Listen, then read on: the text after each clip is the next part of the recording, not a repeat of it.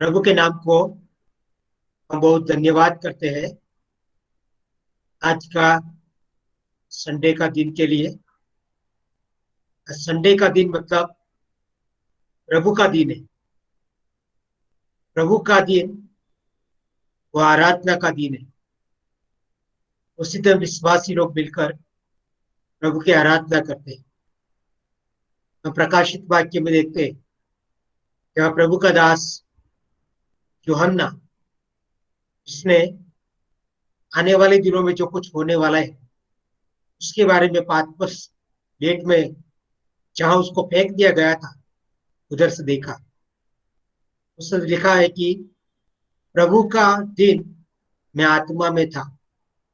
प्रभु का दिन मतलब हफ्ते का पहला दिन, जिसको हम संडे बोलते हैं। सबसे पहला दिन उत्पत्ति की किताब में लिखा है, परमेश्वर ने ज्योति बनाई, उजियाला। प्रभु यीशु मसीह ने कहा कि मैं संसार का उजियाला हूं। I am the light of the world. तो पहला दिन मतलब हफ्ते का पहला दिन वो प्रभु का दिन। वो प्रभु के लिए हम विश्वासी लोग अलग किया है। प्रभु की आराधना के लिए नए नियम के अंदर जब हम देखते हैं, कलीसिया के लोग जब मिलते थे तो लिखा एक हफ्ते के पहले दिन रोटी तोड़ने के लिए वो लोग इकट्ठे होते थे। मतलब प्रभु की आराधना उसमें दो भाग होता है। पहला भाग है रोटी तोड़ना, प्रभु भोज, और दूसरा भाग है प्रभु का पवित्र वचन। दोनों भाग इंपॉर्टेंट है। कई असेंबली में कैसा होता है, पहले आराधना हो जाती है, प्रभु बोध लेकर कई लोग भाग जाते हैं। प्रभु का वचन सुनने के लिए वो रहते नहीं। लेकिन हम इस प्रकार नहीं करते। दोनों भाग महत्वपूर्ण है। आराधना, प्रभु भोज और प्रभु का वचन। अभी हमने आज ऑनलाइन आराधना किया है, इसलिए प्रभु भोज नहीं है। लेकिन जब हम मिलते हैं तब हम प्रभु भोज करते हैं। वो इंपॉर्टेंट भाग है आराधना का। क्योंकि पुराने नियम में हम जब देखते हैं कि लोग बलिदान को करते थे, मंदिर में जाके वेदी पर बलिदान करते थे। लेकिन अब नए नियम में हमें कोई बलिदान नहीं करना है। हमारे लिए एक ही बलिदान प्रभु यीशु मसीह ने एक ही बार कर दिया है और सबका उद्धार कर दिया है। अब हमें कोई बलिदान की जरूरत नहीं। हम बलिदान को याद करते हैं।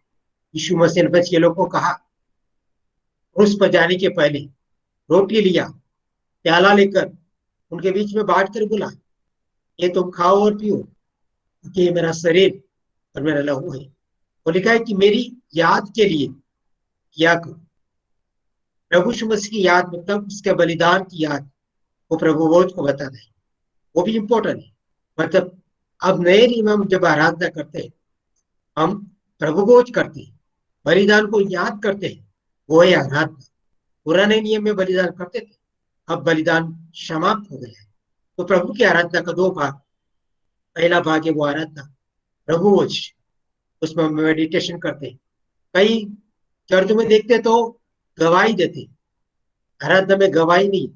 हमारे भाई लोगों ने जो मेडिटेशन दिया, मनन किया प्रभु का वचन से, क्रूस के बारे में, यीशु मसीह का दुख के बारे में, यीशु मसीह का प्यार के बारे में, परमेश्वर का प्रेम के बारे में, वो सही है। लेकिन कई कलीसिया जो असेंबली नहीं है, मतलब दूसरी कलीसिया, उसमें क्या करते लोग गवाही देते और आराधना में प्रार्थना करते हैं। आराधना में प्रार्थना नहीं करते, आराधना में हम अर्पण चढ़ाते हैं, मतलब स्तुति का अर्पण चढ़ाते हैं। हमारे भाई लोगों ने जो आराधना किया उसमें उन लोगों ने प्रार्थना नहीं किया। प्रार्थना अलग है। प्रार्थना में हम विनती करते हैं। पूरा हफ्ते में 6 दिन हम प्रभु से बहुत कुछ मांगते हैं, प्रभु ये दे, वो दे, आशीष दे, बहुत कुछ करते हैं। लेकिन पहला दिन जो हफ्ते का, वो प्रभु को देने का दिन है। आराधना में हम प्रभु को स्तुति का अर्पण चढ़ाते हैं।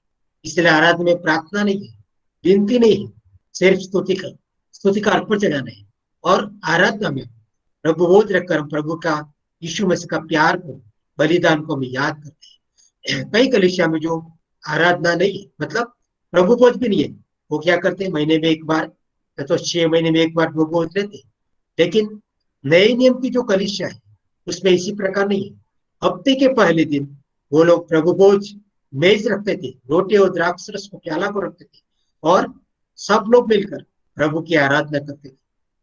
तो इस विषय में हम देखते कि आराधना जो हमने आज किया है वो ऑनलाइन है, लेकिन जब हम मिलते हैं सब मिलकर जब आराधना करते तब हम ये बात को बहुत याद रखते कि हम गवाही नहीं करते, गवाही देते नहीं आराधना में, ना तो प्रार्थना करते, हम स्तुति का अर्पण चढ़ाते।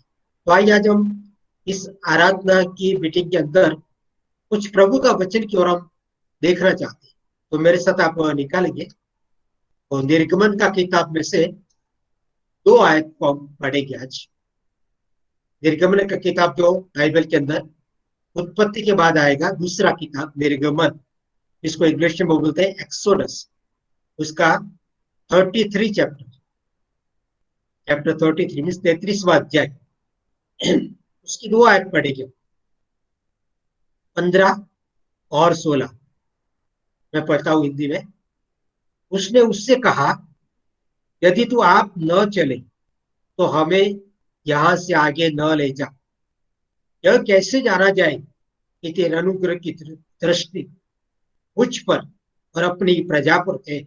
क्या इससे नहीं कि तू हमारे संग चले, जिससे मैं और तेरी प्रजा के लोग पृथ्वी पर के सब लोगों से अलग रह रहे। कोई भाई मराठी में भी पढ़ सकते हैं आप। निर्गमन 33वां अध्याय, उसका 15 और 16 है, मराठी में पढ़ेंगे। कोई भी तो त्याला म्हणाला, तू स्वतः येत नसलास तर आम्हाला येथून पुढे नेऊ नको. तुझी कृपा माझ्यावर व तुझ्या प्रजेवर झाली आहे हे कशावरून समजावे. तू आमच्याबरोबर असल्याने मी व तुझे प्रजाजन पृथ्वीवरील इतर सर्व लोकांपेक्षा वेगळे झालो आहोत. यावरूनच ते समजावायचे ना. प्रभु को हम धन्यवाद करते हैं। ये परमेश्वर का पवित्र वचन है। प्रभु यीशु मसीह ने कहा कि मेरी बातें मतलब मेरा वचन जीवन और आत्मा है। प्रभु का वचन में सामर्थ्य है। उत्पत्ति का किताब में पढ़ते हैं, जब परमेश्वर यहोवा ने सृष्टि को बनाया, उसने बोला हो जा और हो गया। उसने बोला उजियाला हो और उजियाला हो गया। जो कुछ बोला गया उसके अनुसार, मतलब परमेश्वर का शब्द में, परमेश्वर का वचन में सामर्थ्य है। परमेश्वर का वचन सब कुछ कर सकता है। परमेश्वर का वचन परिवर्तन ला सकता है। परमेश्वर का वचन सबको बदल सकता है। तो वो परमेश्वर का वचन आज हमने निर्गमन का किताब में से पढ़ा है। निर्गमन का किताब के बारे में आप जानते हैं, निर्गमन का मतलब क्या होता है? निर्गमन का मतलब होता है बाहर आना। परमेश्वर ने इस्राएल के लोगों को मिस्राइम से बाहर निकाला, उनके बारे में सब कुछ इस किताब में लिखा गया है। निर्गमन का मतलब बाहर आना, बाहर लाना, निकालना।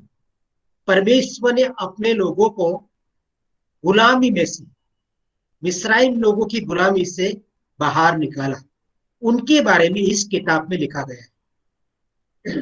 अभी आज का जो मेरा विषय है वो 2 बात है। पहला है प्रेजेंस, मतलब परमेश्वर की उपस्थिति, परमेश्वर की उपस्थिति, और दूसरा है सेपरेशन, अलगता। परमेश्वर की उपस्थिति मतलब परमेश्वर का हाजिरी, उसका उपस्थिति प्रेजेंस, और सेपरेशन मतलब अलगता। ये 2 विषय आज हम 2 पॉइंट आज हम डिस्कस करने वाले हैं।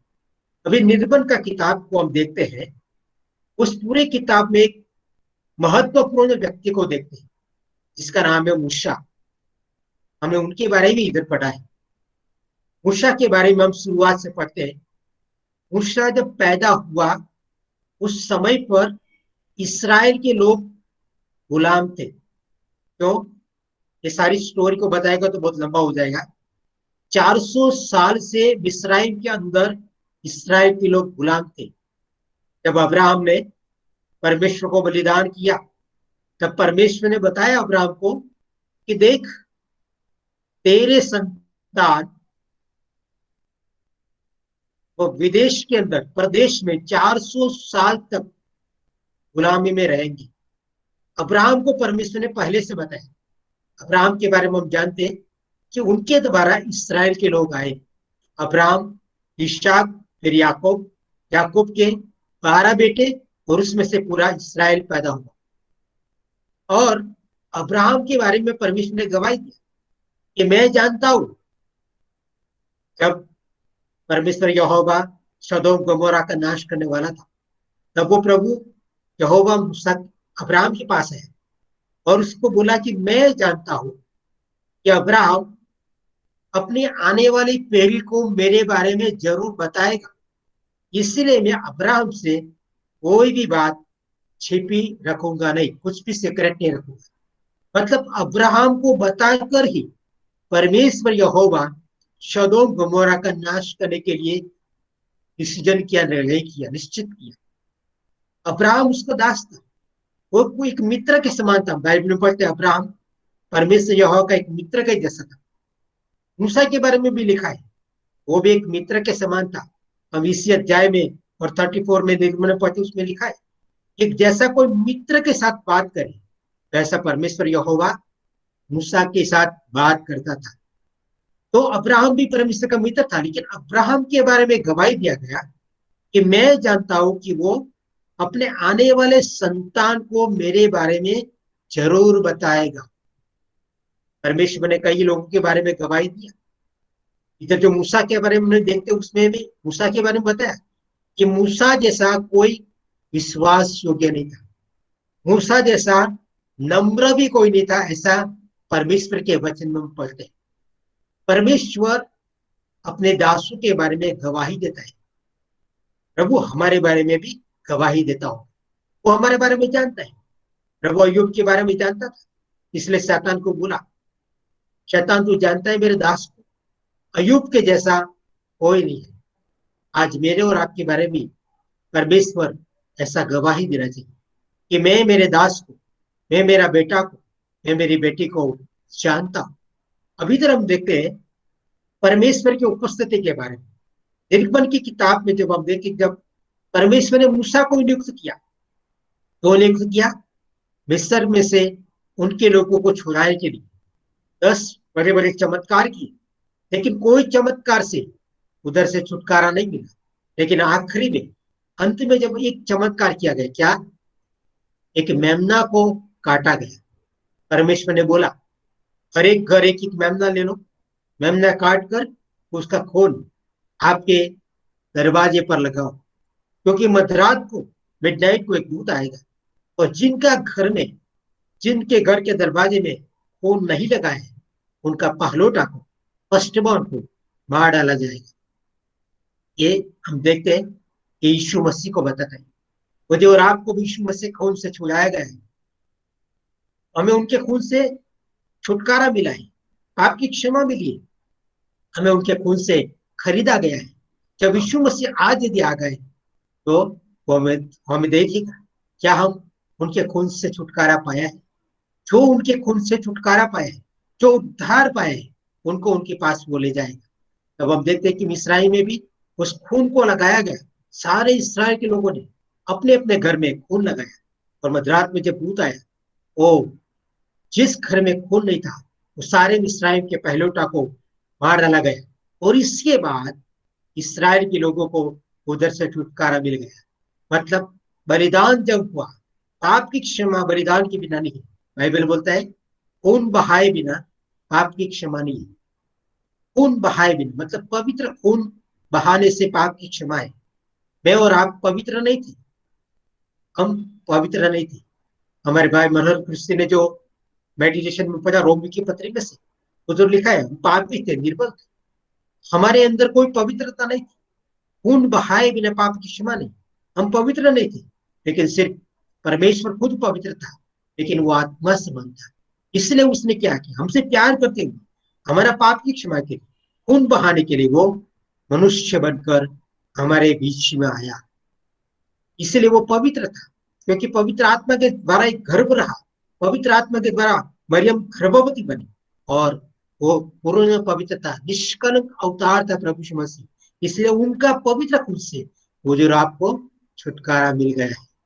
तो वो उस बात को बताता है। अभी हम देखते हैं, जब मूसा को परमेश्वर ने बुलाया, मूसा ने खून भी किया और वो भाग गया मिद्यान देश में, उधर शादी भी किया, उनको 2 बच्चे भी हो गए। और इसके बाद परमेश्वर ने उसको आग में से दर्शन दिया, उनको बोला अब तू एक काम कर, इधर से तू निकल जा, बहुत समय से तू इधर है। एक काम के लिए मूसा को प्रभु ने बुलाया था। इसके लिए क्या किया उसने, वो आरो की बेटी का लड़का था, उनका बेटा था, बेटा तो उनका नहीं था, क्योंकि जब वो जन्म पाया तब उसको नदी में डाल दिया गया, क्योंकि पूरा मिस्राई में राजा ने बोला था कि यहूदी लोगों के घर में कोई लड़का आता है तो उसको मार डाल, लड़की को बचा, क्योंकि वो उनसे डरते थे कि ये लोग बढ़ जाएंगे तो हमारे दुश्मन के साथ मिलकर हमें हरा देंगे, हमारा देश ले लेंगे। इस डर से उनके लड़कों को मार डाला जाता था। और इस समय पर मूसा का जन्म हुआ, तब उनको क्या है, 3 महीना तक उसकी माँ ने छिपा कर रखा, लेकिन इसके बाद उसको नदी में डाल दिया, एक बास्केट बनाकर उसमें रखकर नदी में डाल दिया। तब उसकी बहन मरियम, वो बड़ी थी, वो जाकर वो देखने गई मेरे भाई का क्या होता है। तब फारूक की बेटी आकर उसको देखा, उनके दासी को बोला देखो नदी में कुछ है, लेके आओ। लेकर आया तो बच्चा रोया। अब फारूक की बेटी को उसको बहुत प्यार हो गया, ये तो मेरा बेटा है। और उसी समय पर तुरंत मरियम आकर बोला क्या मैं इस बेटे को दूध पिलाने के लिए कोई हिब्रू स्त्री को लेकर आओ, क्योंकि उनको मालूम पड़ गया है ये यहूदी का बच्चा है, ये हिब्रू बच्चा है। तो फारो की बेटी ने बोला जा तू लेके आ सकती है। तो वो किसको लेकर आएगी, और कोई औरत को नहीं, मूसा की माँ को लेकर आई। और उसने क्या बोला फारो की बेटी ने, इस बच्चे को दूध दूध पिलाना, और दूध छूटा छू जाने के बाद, जब बड़ा होने के बाद मुझे वापस दे देना, लेकिन मैं तुझे क्या दूंगा, पेमेंट, तनख्वाह दूंगा, पगार दूंगा। ये लोग गुलाम थे, मिट्टी में काम करते थे, ईंट बनाते थे, बहुत परिश्रम करते थे, उनके पास कुछ भी नहीं था, गरीबाई में थी। लेकिन परमेश्वर ने कैसा रास्ता खोला, माँ खुद अपने बच्चे को दूध पिलाती है और उनको पेमेंट, तनख्वाह, पगार मिलता है। हमारे परमेश्वर का काम ऐसा है। कई बार हम बहुत डरते हैं, अभी कोरोना वायरस का समय है, कितने लोग सुसाइड करते हैं, कितने लोग गरीबाई में, कितने लोग मुसीबत में, पैसे की तंगी है, खाने की तंगी है, कपड़ों की तंगी है, क्यों। लेकिन ऐसे समय पर एक विश्वासी को क्या करना है, एक विश्वासी को प्रभु पर विश्वास करना है, क्योंकि हमें प्रभु ने बुलाया है। उस मूसा के बारे में, उसका परिवार के बारे में देखिए, वो गरीब थी, लेकिन प्रभु ने कैसा रास्ता खोल दिया। वो माँ अपने बेटे को दूध पिलाती है और उनको पगार दिया जाता है, पैसा दिया जाता है, पेमेंट दिया जाता है। हमारा परमेश्वर का काम ऐसा है। हम एलिया के बारे में देखते हैं, एलिया ने खुद बोला अब 3.5 साल तक बारिश नहीं आएगा, लेकिन एलिया ने अपने बारे में नहीं सोचा, अरे प्रभु आपने तो बोला है कि जाके बोल 3.5 साल तक बारिश नहीं आएगा। लेकिन एलिया ने ऐसा नहीं बोला, अरे प्रभु तू क्या कर रहा है, मैं पृथ्वी पर हूं, मैं क्या पानी पिएगा, मैं क्या खाएगा। उसने ऐसा नहीं सोचा। वो जानता जिस प्रभु ने मुझे कहा है बोलने के लिए, मुझे वही काम करना है, बाकी काम मेरा प्रभु करेगा। हमें प्रभु का वचन में हम क्या पढ़ते हैं, नए नियम के अंदर, पहले उसका राज्य और उसके धार्मिकता को ढूंढो। इंग्लिश में लिखा है seek ye first the kingdom of God and his righteousness, and then after all other things shall be added unto you। पहले उसका राज्य और उसकी धार्मिकता को ढूंढो, फिर सब कुछ दिया जाएगा। आज हमारा भी विश्वास में हो जाता है। हम पहले क्या करते हैं, संसार के लोग नौकरी को ढूंढेंगे या तो पैसे ढूंढेंगे, संसार की बातों को ढूंढेंगे, इसके बाद प्रभु को जीवन देते हैं। प्रभु यीशु ऐसा नहीं सिखा, पहला उसका राज्य को ढूंढो, उसकी धार्मिकता ढूंढो, फिर सब कुछ मिल जाएगा। एलिया को भी ऐसा हुआ, एलिया ने प्रभु का वचन को प्रचार कर दिया, वो अपने बारे में नहीं सोचता है कि मैं क्या खाऊंगा, बारिश नहीं होगा तो मैं क्या पानी पीऊंगा। लेकिन परमेश्वर ने क्या किया, उनके लिए रास्ता खोल दिया। क्या खोला, कौवा को तैयार किया। कौवा क्या अपने को खिलाएगा, कौवा तो अपने हाथ में से खाना लेके चला जाएगा। ऐसा होता है, ऐसी ऐसी व्यक्ति को, मतलब ऐसा पक्षी को पसंद किया प्रभु ने जो किसी पर प्यार करने वाला नहीं, मतलब दूसरे का खा जाएगा। उस कौवा का भी परिवर्तन यहोवा ने कर दिया। जब परमेश्वर रास्ता खोलता है ना किसी के भी लिए भी, कोई विश्वासी के लिए, प्रभु का सेवक के लिए, कोई उसको रोक नहीं सकता है। एलिया के लिए कौवा रात और दिन, सुबह शाम मटन और रोटी लेकर आते थे।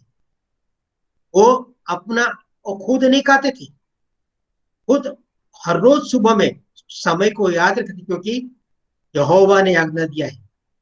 जब परमेश्वर आपको मदद करने के लिए चाहता है, जब परमेश्वर आपको आशीष देने के लिए चाहता है, संसार की कोई भी ताकत, कोई भी व्यक्ति उस आशीष को रोक नहीं सकता है।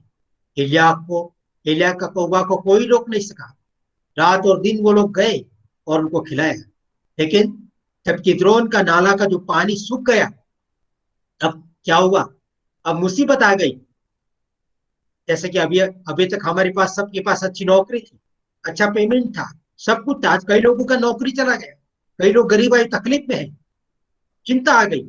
अभी किद्रोन का नाला सूख गया, तो प्रभु ने क्या किया? विधवा की व्यवस्था की। विधवा के प्यास क्या था? अनहर भाई कुछ नहीं था उसके पास। उसके पास क्या था? थोड़ा सा आटा था और थोड़ा सा तेल था। विधवा के पास जा सकता है क्या? कुछ भी नहीं है। परमेश्वर ने अपने दास को किसके साथ भेजा? किसके पास मिला भेजा? विधवा के घर में, जिसके पास खाने के लिए सिर्फ थोड़ा आटा था और थोड़ा तेल था। वो सोच रही थी, उसने जब एलिया उसके घर पे गया, बोलता है मेरे लिए पानी लेकर आ। तो पानी लेने गई तो बोलता है उधर रोटी भी बना के लिया। तो रोटी बोलता है मैं रोटी कैसे लाऊं? मेरे पास थोड़ा सा आटा है और थोड़ा सा तेल है। हम अभी, मैं लकड़ी लेने जाता हूँ, लकड़ी लेकर आऊंगी, रोटी बनाऊंगी, मैं और बेटा दोनों खा के बाद में मर जाएंगे। वो क्या सोचती थी? ये हमारा अंतिम खाना है, और अंतिम खाने के अंदर भाग पड़ाने के लिए, मतलब उसमें और भागीदार होने के लिए एलिया भी आ गया। उस विधवा ने अपने बारे में नहीं सोचा। उसने परमेश्वर का दास है, ये परमेश्वर का वचन है। प्रभु बोलता है पहला एलिया को दे दे। जब उसने प्रभु की आज्ञा को माना, एलिया की बात को सुना, तो क्या हो गया? पहले उसने प्रभु के वचन को स्थान दिया, पहले उसने प्रभु के दास को मान दिया, उनको खाने देने के तैयार हो गए। तो क्या हो गया? एलिया ने बोला जब तक अकाल पूरा नहीं होगा तब तक ये आटा कम नहीं होएगा, ये तेल भी कम नहीं होएगा। Praise the Lord. ये हमारा परमेश्वर है। जब हम प्रभु को पहला स्थान देता है, प्रभु के वचन को हमारे जीवन में पहला स्थान देता है, तो हमें कोई भी चीज की कमी घटी होती नहीं है। ये मेरा अनुभव है, ये मेरा विश्वास है। आज हम अपने आप को जांच, इन परिस्थिति अभी कैसी खराब है कोरोना वायरस की वजह से। पेपर में पढ़े कि कितने लोग सुसाइड करते हैं, मर जाते हैं, बड़े बड़े लोग, पैसे वाले लोग मर जाते हैं। सब के पास वो डेप्थ हो गया, कर्ज बहुत हो गया, गरीबाई में आ गए, मुसीबत में आ गए। लेकिन ऐसे समय के अंदर एक विश्वास को क्या करना है? प्रभु पर विश्वास करना है। एलिया को प्रभु ने विधवा के घर भेजा, जहां कुछ भी नहीं था। हम ऐसा सोचते हैं पैसे वाले के पास भेजे तो अच्छा है, कुछ पैसा मिलेगा, पैसे वाले को हम बोलेंगे तो कुछ भेजेगा। लेकिन प्रभु ऐसा नहीं करते। प्रभु का काम हमारे काम से अलग है, प्रभु का विचार हमारे विचार से अलग विचार है। उसने एलिया को विधवा के पास भेजा, जिसके पास कुछ भी नहीं था। और जब विधवा ने प्रभु की बात को सुना, एलिया का आवाज को सुना, उनकी आज्ञा को माना, तो उनको भी आशीष मिला। और 3.5 साल जब तक बारिश नहीं गिरा, तब तक एलिया, विधवा विधवा और उसका बेटा ने, तीनों ने मिलकर उसी आटा में से, उसी तेल में से खाना खाया। ये हमारा प्रभु का काम है। इसलिए प्यारे विश्वासियों, हम कोई भी स्थिति में कभी भी चिंता नहीं करना है। अभी हम देखते हैं इस 2 बात जो मैं बताना चाहता हूँ। मूसा ने के बारे में मैंने बताया कि मूसा का माँ खुद अपने बेटे को दूध पिलाती है और पैसा मिला है। मेरे कहने का मतलब, प्रभु हर एक विश्वासी के लिए, जो विश्वास करते हैं, सच्चे विश्वास उसके लिए बोलता हूं, उनके लिए सब मार्ग प्रभु खोल सकता है। और प्रभु जो मार्ग खोलता है उसको कोई बंद नहीं कर सकता है, क्योंकि वो प्रभु ने खोला है। चाहे आपके विरुद्ध में कोई भी कुछ भी करे, कुछ भी लिखे, कुछ भी करे, जो रास्ता प्रभु खोलता है उसको कोई बंद नहीं कर सकता है। ये विश्वास में रखना है। अब जो हमारे मेन विषय पर हम आएंगे, अब मूसा को प्रभु ने पसंद करके बुलाया। वो जाने के लिए तैयार नहीं था, क्योंकि उसको बोलने का भी नहीं आता था। प्रेरितों के काम में हम क्या पढ़ते 7वां अध्याय के अंदर, जब स्टेफन वो प्रभु का वचन दे रहा था सुसमाचार, उसको लोगों ने पत्थर में मारा। उस समय पर उसने बड़ा लेक्चर दिया और उसमें उसने बताया मूसा के बारे में कि मूसा को मिस्राइम की सारी विद्या सिखाई गई थी, लेकिन जब वो यहोवा के पास आया तो बोलता है प्रभु मैं नहीं जा सकता हूँ, मुझे बोलने का नहीं आता है। आई कैन नॉट स्पीक, मैं बोल नहीं सकता हूँ, मेरे जिब में तकलीफ है।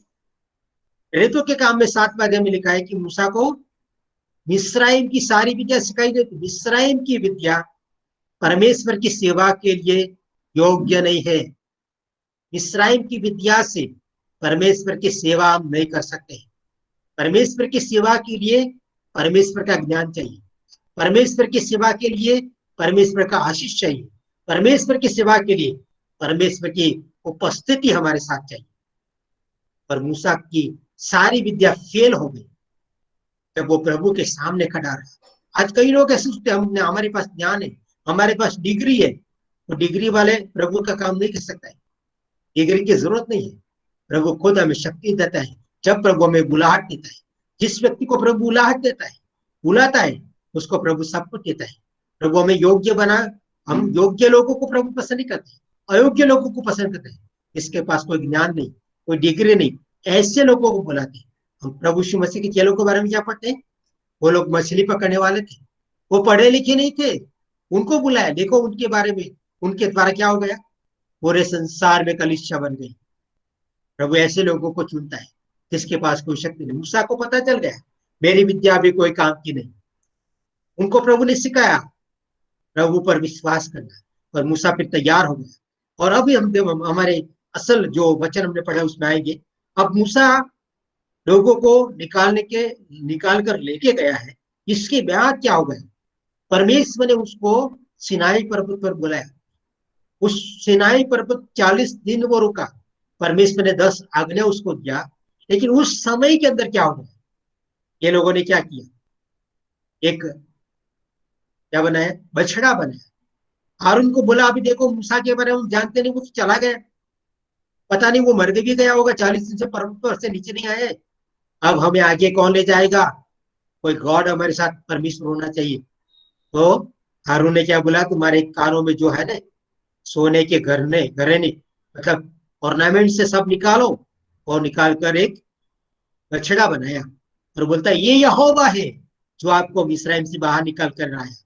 मतलब इन लोगों ने यहोवा का महिमा को बदल दिया, परमेश्वर यहोवा का इज्जत कर दिया। वो यहोवा को किसको बनाया, बछड़ा, बछड़ा यहोवा है, इस प्रकार बोला ये तेरा परमेश्वर यहोवा है, ऐसा बोला। उस समय पर परमेश्वर ने बोला आपको नीचे जा, जिन लोगों को तुम निकाल कर आए वो लोग नंगे हो गए, ऐसा लिखा है। वो लोग परमेश्वर के वचन के विरुद्ध में हो गए, वो गुस्से हो गया। और परमेश्वर ने क्या बोला, मूसा को बोला, इस सारे वचन को पढ़ने जा रहे, उसमें लिखा है निर्गमन का किताब में कि मूसा अब तू नीचे जा, अब मैं तेरे द्वारा एक बड़ी जाति को बनाऊंगा, लेकिन इन लोगों को क्या करूंगा, मैं खत्म करूंगा। क्यों? क्योंकि ये लोग कैसे हठीले लोग, ऐसा लिखा है। ये हठीले लोग हैं, ये लोग कभी सुधरेंगे नहीं। परमेश्वर जानता था, बहुत गुस्से में आ गया। और परमेश्वर ने बोला मैं तेरे द्वारा एक जाति को बनाऊंगा। और तब मूसा ने क्या बोला, यदि प्रभु तू इनको क्षमा नहीं करता है तो मेरा नाम तेरे किताब में से निकाल दे। मूसा के साथ ये देखो, मूसा मूसा को कितना इन लोगों ने परेशान किया। पानी के लिए कंप्लेन, खाने के लिए कंप्लेन। 40 साल तक मरुभूमि में मूसा को इतना परेशान किया, तो गुस्से में आकर एक बार क्या किया, चट्टान पर 2 बार लाठी मारी। इसीलिए वो कनान देश में जा नहीं सका। और लोगों के क्या बोला, वो रिबिलियस, दंगा करने वालों, ऐसा बोला। वो दंगे करने वाले ही थे, ऐसे ही लोग थे, हठीले लोग थे, लेकिन फिर भी वो प्रभु के लोग थे। प्रभु के लोग में भी निर्बलता होती है। कई लोग क्या करते हैं, सबको क्रिटिसाइज करते हैं, ये भाई ऐसा है, एबेनेसी है, लेकिन वो गलत है। प्रभु के लोग में निर्बलता है, लेकिन उनको भी स्वीकार करना है। रोमियो की पत्रिका 14वां अध्याय में क्या लिखा है? विश्वास में कोई निर्बल भी है, लेकिन उनको भी हमें क्या करना है? स्वीकार करना है। कई लोग निर्बल भी होते हैं, और इसीलिए हम देखते हैं कि मूसा, उसको प्रभु ने बोला, तेरे द्वारा बड़ी जाति बनाऊंगा। तब मूसा ने क्या बोला? प्रभु ऐसा नहीं, इन लोगों को तू निकाल कर लाया है, यदि तू इनको इधर मार डालेगा तो विदेशी लोग, दूसरे लोग क्या बोलेंगे? देखो, यहोवा ने उनको नाश करने के लिए मरुभूमि में ले गया, और तेरा नाम का महिमा नहीं होएगा। इसलिए परमेश्वर ने क्या किया? उनको पश्चाताप हुआ। परमेश्वर ने बोला, ठीक है, मैं ऐसा नहीं करूंगा। मतलब मूसा ने क्या किया कि मूसा ने परमेश्वर को विनती किया। मूसा को इतना परेशान किया, फिर भी वो इसराइल के लोगों को प्यार करता है। वो कितने लोग थे मालूम है? 25-30 लाख लोग थे। लिखा है कि 6 लाख तो पुरुष लोग थे। 6 लाख पुरुष, उनकी 6 लाख पत्नी को तो 12 लाख हो गए। मतलब 6 लाख परिवार, उसमें 2-3 बच्चे गिनो तो कितना हुआ? 30-35 लाख लोगों को लेकर मूसा इतनी बड़ी भीड़ को लेकर मिस्राइम से कनान देश में ले जाता है। इतना परेशान हो गया, फिर भी वो अपने लोगों को क्या करता है? मध्यस्थी करता है, इंटरसीडिंग करता है। मतलब वो विनती करते हैं कि प्रभु यहोवा, प्रभु ने बोला, मूसा, इन लोगों को मैं नाश करूंगा, लेकिन तेरे द्वारा बड़ी जाति बनाऊंगा। अब प्रभु ने क्या बोला? देखो, हम उसमें पढ़िए, निर्गमन का किताब 32वां अध्याय, निर्गमन 32 और उसका 32वां है। निर्गमन का 32वां अध्याय, एक्सोडस चैप्टर 32 वर्स 32। इसमें ऐसा लिखा है, तो भी अब तू उनका पाप क्षमा कर, नहीं तो अपनी लिखी हुई पुस्तक में से मेरे नाम को काट दे। है ना? लिखा है, यहोवा ने मूसा से कहा, जिसने मेरे विरुद्ध पाप किया है उसी का नाम मैं अपनी पुस्तक में से काट लूंगा। अब तू जाकर उन लोगों को उस स्थान में से ले चल जिनकी चर्चा मैं तुझसे की थी। देख, मेरा दूत तेरे आगे आगे चलेगा।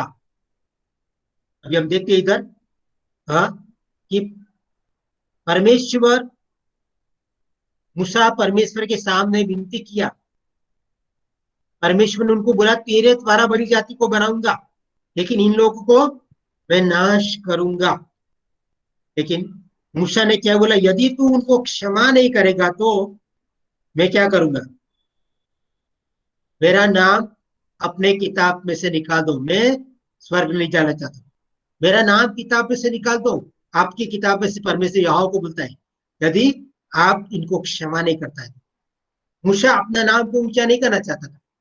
मूसा ने परमेश्वर को बोला, यदि आप इनको मरुभूमि में नाश करेगा तो क्या बोलेगा? लिखा हुआ है कि जो चारों ओर की प्रजा है और मिस्राइम के लोग बोलेंगे, क्या बोलेंगे?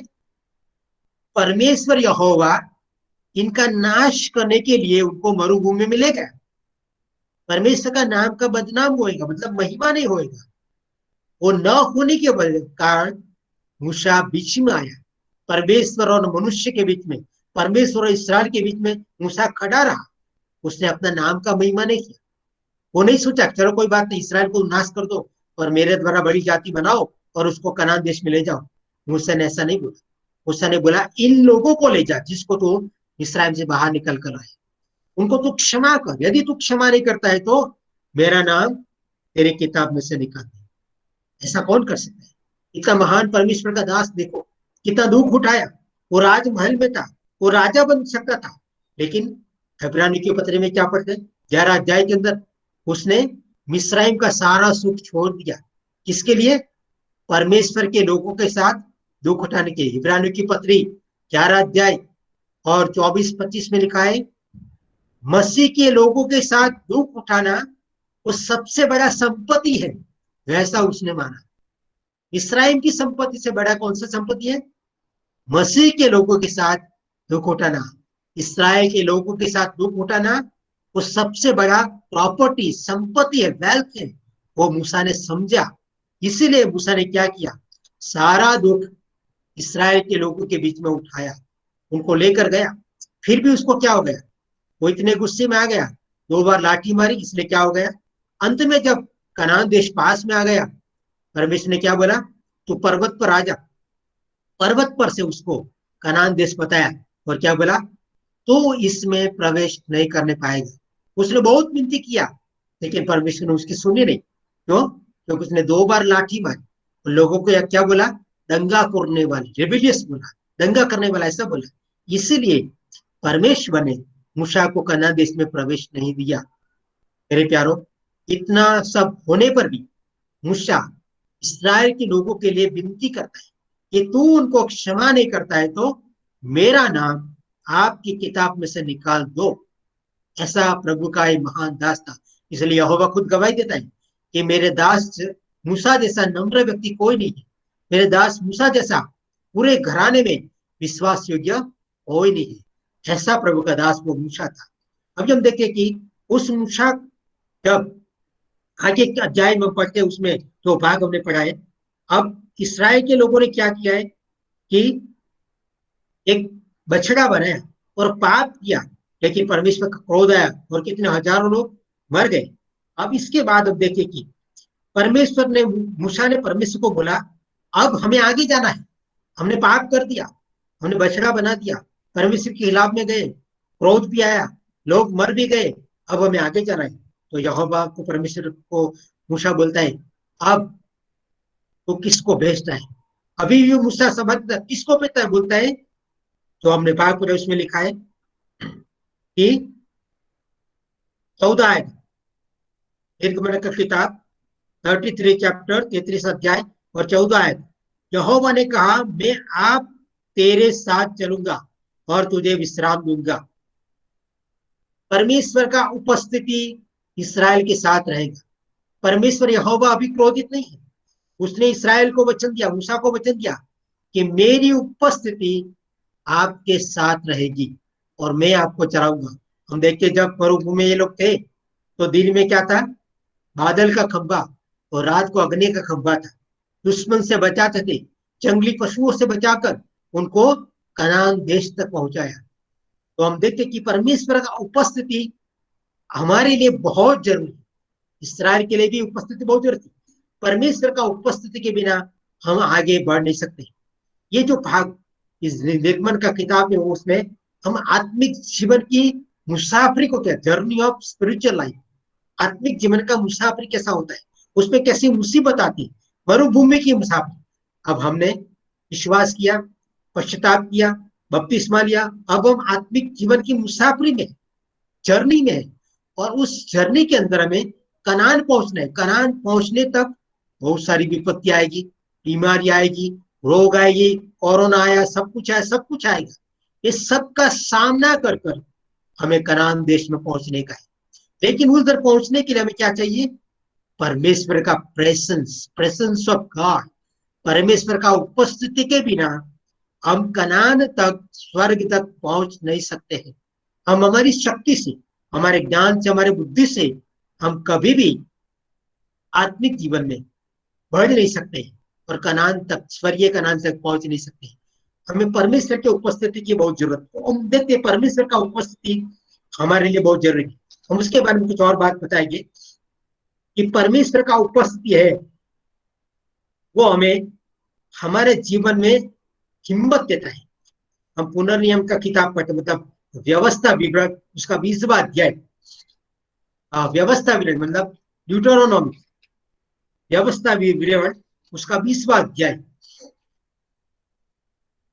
व्यवस्था विवरण ड्यूटरोनॉमी उसका 20वां अध्याय, चैप्टर 20 वर्स 1, व्यवस्था विवरण उसका 20वां अध्याय और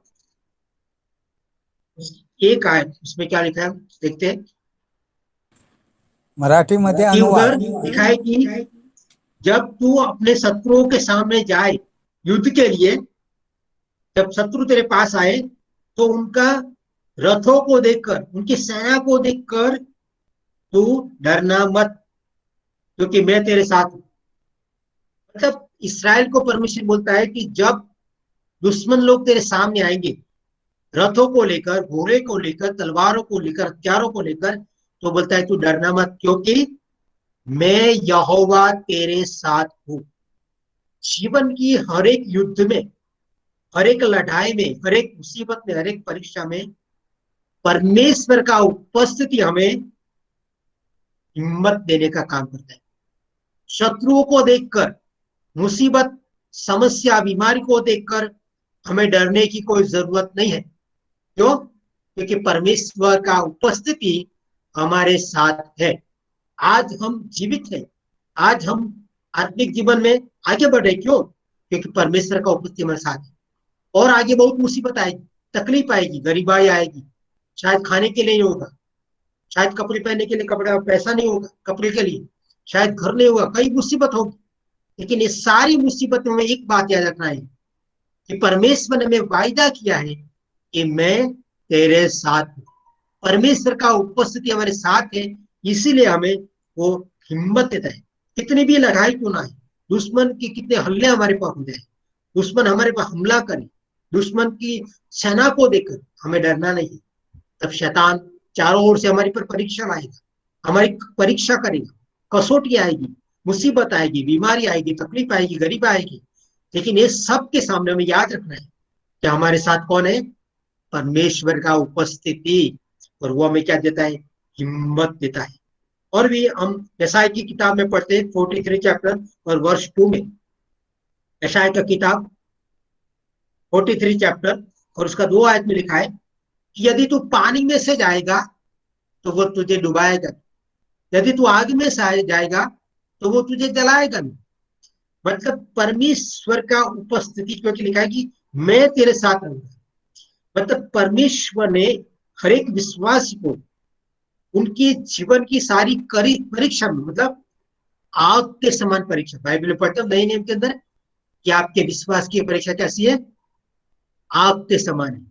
आग के समान मुसीबत हमारे सामने आएगी, पानी के समान मुसीबत आपके सामने आएगी। लेकिन ऐसी मुसीबत में भी हमें याद रखना है कि परमेश्वर का उपस्थिति हमारे साथ है। परमेश्वर का उपस्थिति हमारे साथ होने से क्या होता है कि ये आग के समान मुसीबत, पानी के समान मुसीबत भी हमें डुबा नहीं सकती है, वो हमें जला नहीं सकती है। कितनी गरीबाई आई, कितना कष्ट आए, कितनी बीमारियां आई, कितनी परीक्षा आई, ये आग के समान परीक्षा, ये पानी के समान मुसीबत मुझे और आपको डुबा नहीं सकती है, क्योंकि परमेश्वर की उपस्थिति हमारे साथ है। तो परमेश्वर ने हमें वचन भी दिया है। हम मत्ती के सुसमाचार में पढ़ते हैं कि 18 अध्याय और 20वें आयत में कि जहां 2 या 3 मेरे नाम से इकट्ठा होता है उनके बीच में मैं उपस्थित हूँ। प्रभु हमारे अंदर भी है, हमारे साथ भी है और हमारे बीच में भी है। इसलिए एक विश्वासी को इस संसार में जब वो आत्मिक जीवन बिता रहा है उसको डरने की जरूरत नहीं। और प्रभु हमें चलाते हैं। जब तक हम स्वर्ग में पहुंचेंगे तब तक प्रभु हमें जरूर संभालेगा, क्योंकि उनका उपस्थिति हमारे साथ है। हम मत्ती का सुसमाचार में पढ़ते हैं 28 अध्याय में यीशु मसीह बोलता है 20वें आयत के अंदर, मत्ती 28 और 20, मैथ्यू चैप्टर 28 और वर्स 20, 28 और 20 में लिखा है मत्ती में कि देखो मैं संसार के अंत तक तुम्हारे साथ हूं। प्रभु यीशु ने वचन दिया है कि मेरी उपस्थिति हमेशा आपके साथ रहेगा। जीवन में चाहे कोई भी मुसीबत क्यों ना आए, कितने प्रकार की मुसीबत क्यों ना आए, आग के समान, पानी के समान, युद्ध के समान, इस सारी मुसीबत में प्रभु की उपस्थिति हमारे साथ है। हम उत्पत्ति की किताब में पढ़ते हैं 28 अध्याय के अंदर 15 आयत में, वहां याकूब के बारे में पढ़ते हैं तो लिखा है कि वो परमेश्वर का उपस्थिति उनके साथ था। वो लाबान के घर में गया, शादी किया और उनके बच्चे हो गए, सब कुछ हुआ याकूब। लेकिन याकूब को परमेश्वर ने क्या किया? उनकी झरने के अंदर, उनकी मुसाफिर में उनके साथ रहा। परमेश्वर ने बोला मैं तेरे साथ। परमेश्वर यहोवा याकूब के साथ था। आज मेरे और आपके साथ में भी हमारे आत्मिक जीवन की मुसाफिर के अंदर प्रभु हमारे साथ। अभी हम देखते कि परमेश्वर का उपस्थिति कई बार चला जाता है। इसराइल के बारे में देखते हैं, हम एक दो बात उसके बारे में बताकर मैं और विषय के बारे में जाएंगे। हम आखान के बारे में पढ़ते हैं यहोशुआ की किताब में 7वां अध्याय के अंदर, book of Joshua chapter 7 verse 12, यहोशुआ की किताब उसका 7वां अध्याय और 12वीं आयत में हम देखते हैं। उधर हम आखान के बारे में पढ़ते हैं। आखान, जो आखान क्या था? वो इसराइल का एक व्यक्ति था, उसने क्या किया है, जब यहोशुआ का किताब में पढ़ते हैं कि यहोशुआ यरीको को सामने युद्ध करने के लिए गया, यरीको के सामने, और 7 बार प्रदक्षिणा किया, हम उसके बारे में सब जानते हैं। लेकिन परमेश्वर ने आज्ञा दिया था कि सोना और चांदी सब यहोवा का है, इसलिए उनको टच मत करना, मतलब वो परमेश्वर के लिए है, उनका मंदिर के लिए।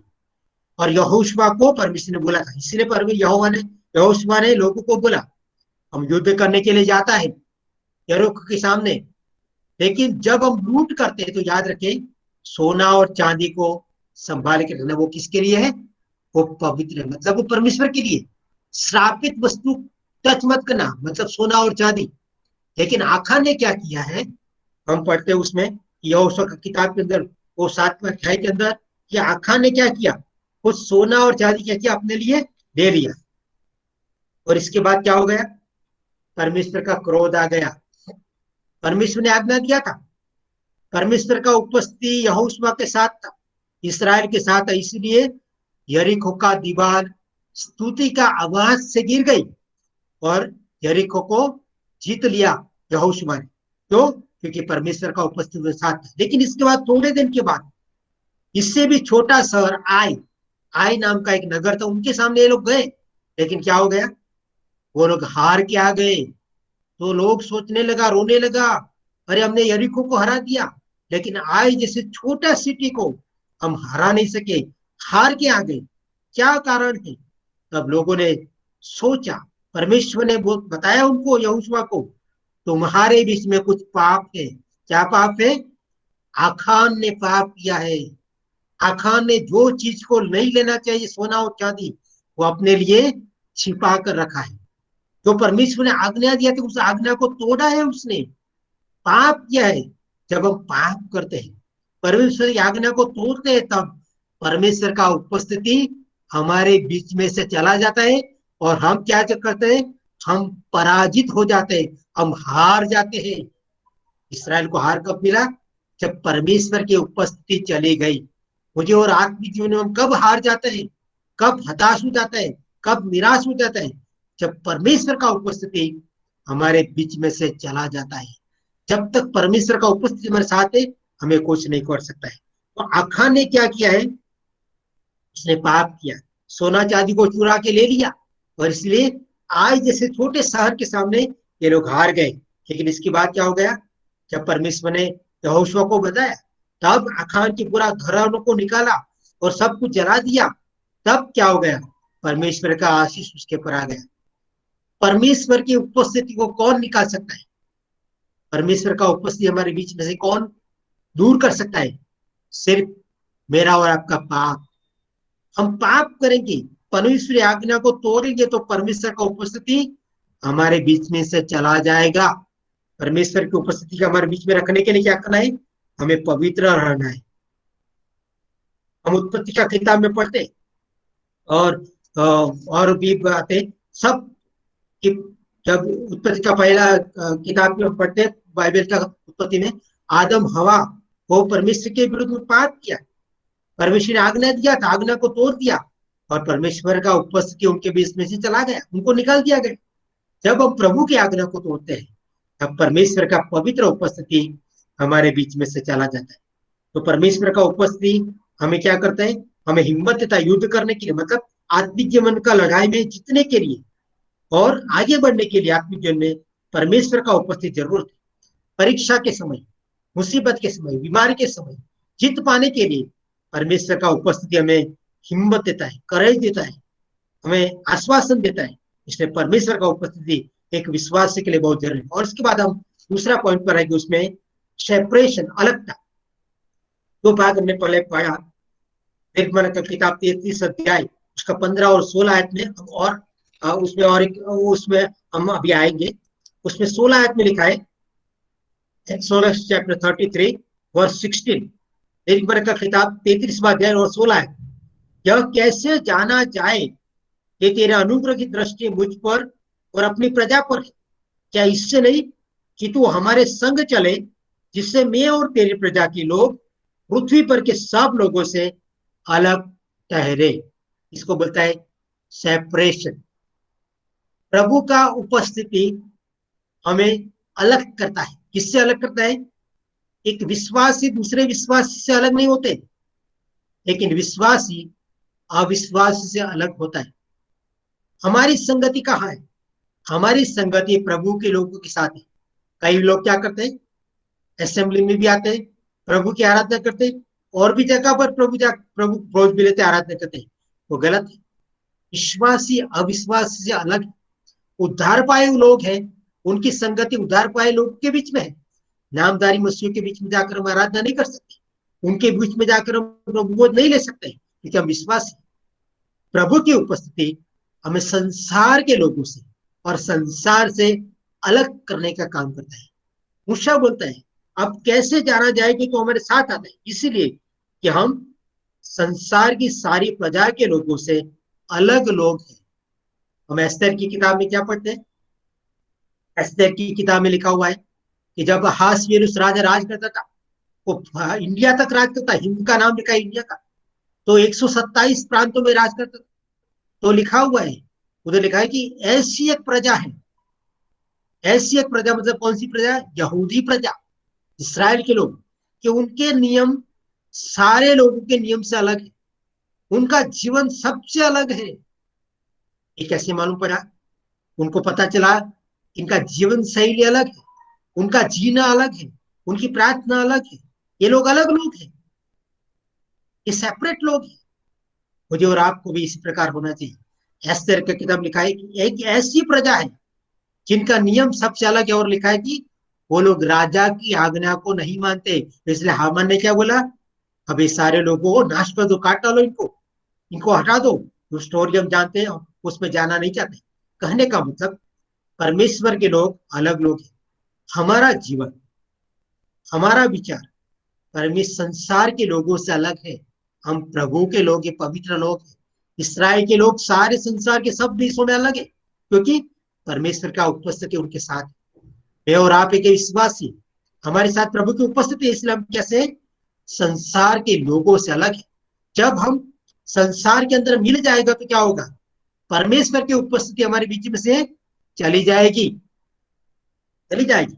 हम क्या पढ़ते हैं? हम उत्पत्ति की किताब में पढ़ते हैं, चाहे याकूब लाबान के घर पे गया और घर से वापस आ गया अपने वाइफ को लेकर, दोनों वाइफ और बच्चे को, बड़ी झुंड को लेकर आया। तब क्या हो गया? लिखा हुआ है कि राहेल ने क्या किया? उनके देवी देवताओं को चुरा के लेकर आई, जो सोना की चांदी के थे। उन लोगों को लेकर जब आया, तब परमेश्वर यहोवा ने उसको बोला दर्शन देकर, अब तू क्या कर, अब तू बैथेल जा। बैथेल मतलब जहां मैंने तुझे पहला दर्शन दिया, जहां तूने प्रतिज्ञा की यदि मैं वापस आऊंगा तो जो कुछ तू मुझे दूंगा उसका 10वां भाग मैं तुझे दूंगा। वो उत्पत्ति का किताब में हम 28 अध्याय में पढ़ते। उस बैथेल में वापस जाने के लिए परमेश्वर ने उसको आज्ञा दिया। तब याकूब ने क्या किया? अपने स्त्रियों को लिया, बच्चों को लिया, सबको सूत किया और क्या बोला? आपके कानों के अंदर जो ऑर्नामेंट्स पहने वो निकाल दो। क्यों निकाला? वो ऑर्नामेंट्स पहना कोई पाप नहीं है, ऐसा नहीं है, लेकिन ऑर्नामेंट्स के ऊपर उनके देवी देवताओं का प्रतिमा था, उनका फोटो, उनकी प्रतिमा था। आजकल हम देखते हैं कई ऑर्नामेंट्स के अंदर जो हिंदू देव देवताओं का फोटो भी होता है, वो वैसे ऑर्नामेंट्स ये लोगों ने पहना था। किसने? राहेल, लेया और उनके बच्चों ने। इसलिए याकूब ने क्या कहा? ये सारे जो कान में आपने पहने, जो ऑर्नामेंट्स, उनको निकाल दो, क्योंकि उसमें क्या क्या है? उसमें वो लाबान के घर से वो लेकर आई थी राहेल। इसलिए लाबान पीछे आकर बोला कि मेरे देवी देवताओं को आप लोग चुरा के लेकर कर रहे हैं। उन लोगों ने बहुत ढूंढा लेकिन मिला नहीं, लेकिन वो किसके पास था? राहेल के पास था। ये सब उनने अपने कानों में पहना था, और उसमें उनकी प्रतिमा था। इसलिए परमेश्वर ने बोला इनको निकालो, और उन लोगों ने क्या किया? वो सारे ऑर्नामेंट्स निकल गए। और वही वही बात हम पढ़ते इधर निर्गमन का किताब के अंदर, जब इसराइल के लोगों ने हारून के पास आकर बोला मूसा 40 दिन से पर्वत पर गया है, अभी जिंदा है कि मरा पता नहीं, कब वापस आएगा मालूम नहीं, अब तो हमारे लिए एक परमेश्वर बना, यहोवा को बना। उन लोगों ने क्या किया? हारून ने बोला तुम्हारे ऑर्नामेंट्स को लाओ, गहने को लाओ, और सारे गणन को क्या करो, उनको आग में डालेंगे और एक बछड़ा बनाया सोने का। इसलिए तब परमेश्वर का क्रोध आ गया। तब लिखा हुआ है उसमें निर्गुण की किताब में, उधर से हौरेब से लेकर इसराइल के लोगों ने उनके ऑर्नामेंट्स निकाल दिया, पहना नहीं, क्योंकि उनके ऑर्नामेंट की वजह से उनके उन लोगों ने क्या किया, यहोवा के विरुद्ध में पाप किया, परमेश्वर की उपस्थिति चली गई। मतलब संसार की कई चीज हमारे अंदर होता है। ऑर्नामेंट्स पहनना पाप है ऐसा मैं नहीं बोलता, ऑर्नामेंट्स पहनने से पाप, देखिए उसके पर ज्यादा प्यार करना वो पाप है, उसको पहनना पाप नहीं है। कई लोग बोलते हैं भी ऑर्नामेंट्स नहीं पहनना चाहिए, लेकिन पाप ऐसा नहीं लिखा है। कई लोग ऑर्नामेंट्स नहीं पहनते और कुछ पहनते और कुछ करते, लेकिन हमें संसार के पापों से, मतलब हमारा जीवन प्रभु की उपस्थिति हमारे साथ है तो क्या होता है, हम संसार की बातों से सेपरेट है, अलग है। हमारा जीवन दुनिया के लोगों से, संसार के लोगों से अलग होना चाहिए। जैसा एस्तर की किताब में लिखा है कि ऐसे लोग हैं कि जिनका नियम सबसे अलग है, जिनका जीवन अलग है, जो राजा की आज्ञा को नहीं मानता है, वो प्रभु की आज्ञा को मानते हैं। हम दानियल के बारे में देखते हैं, दानियल की परीक्षा की गई, दानियल ने बोला मुझे राजा का खाना मत दो, सब्जी दो, फल दो, 10 दिन मेरी परीक्षा करके देखो, सबसे मैं अलग हो गया। वो सबसे अलग हो गया, क्यों? क्योंकि उसने प्रभु का डर रखा। वो जानता था मैं प्रभु का आत्मा, मैं प्रभु का बेटा हूँ, मैं संसार के जैसा जीवन व्यतीत नहीं कर सकता। संसार के लोग जो खाना खाता है वो मैं नहीं खा सकता हूँ, मैं तम्बाकू नहीं खा सकता हूँ, मैं बीड़ी नहीं पी सकता हूँ, मैं कोई और पाप नहीं कर सकता, क्योंकि मैं प्रभु का बेटा हूं, मैं प्रभु की बेटी हूं। संसार में हम हैं, लेकिन हम संसार से अलग हैं, हम सेपरेट लोग हैं, प्रभु के लोग हैं, पवित्र लोग, हम याद रखें। इसलिए हम देखते कि निर्गमन की किताब में इन लोगों ने ऑर्नामेंट्स को निकाल दिया और प्रभु ने उनको अलग कर दिया, पवित्र कर दिया, और इसके बाद वो लोग बैथेल में गए, मतलब प्रभु का घर में गया। तो प्रभु की उपस्थिति हमें संसार के लोगों से अलग करते हैं। अब हम देखते कि आखान के बारे में पढ़ा कि उसने जो पाप किया इसलिए क्या हो गया, परमेश्वर की उपस्थिति चली गई। और हम देखिए उत्पत्ति का किताब में भी हमने पढ़ा 35 अध्याय के अंदर, दूसरा अध्याय के अंदर, कि जो याकूब के बारे में, कि आपके बीच में जो अन्य परमेश्वर है, अन्य देव है, देव देवतियां, उनको अलग करो। मतलब परमेश्वर चाहता है कि हमारे बीच में ऐसी कोई चीज नहीं होनी चाहिए जिससे परमेश्वर की उपस्थिति हमारे बीच में से चला जाए।